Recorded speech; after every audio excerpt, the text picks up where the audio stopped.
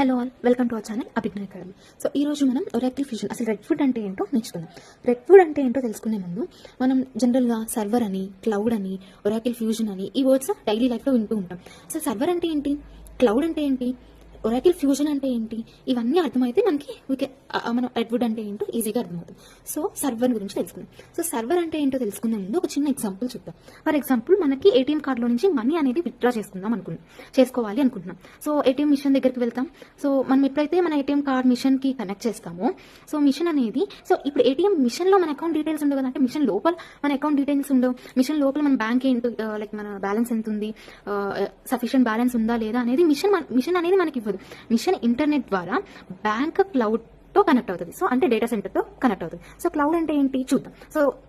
So ఎప్పుడైతే internet ద్వారా bank cloud తో కనెక్ట్ అవుతుందో, దెన్ అది బ్యాంక్ సర్వర్ ని యూజ్ చేసి, సర్వర్ లో మన అకౌంట్ డీటెయిల్స్ అన్ని కూడా ఉంటాయి.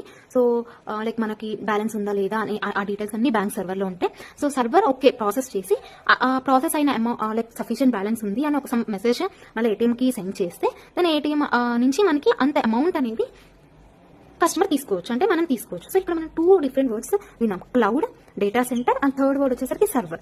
సో అసలు సర్వర్ అంటే ఏంటి అంటే, సర్వర్ అనేది ఒక పవర్ఫుల్ కంప్యూటర్ లాగా. సో ఈ సర్వర్ లో మనకి డేటా స్టోర్ అవుతుంది. సర్వర్ అనేది అదొక సాఫ్ట్వేర్ ని రన్ చేస్తుంది. అండ్ ఈ సర్వర్ 24/7 వర్క్ అవుతుంది. అండ్ అందరి యూజర్స్ కి ఆల్వేస్ ఇది అప్లికేషన్ రన్ చేస్తూ ఉంటుంది.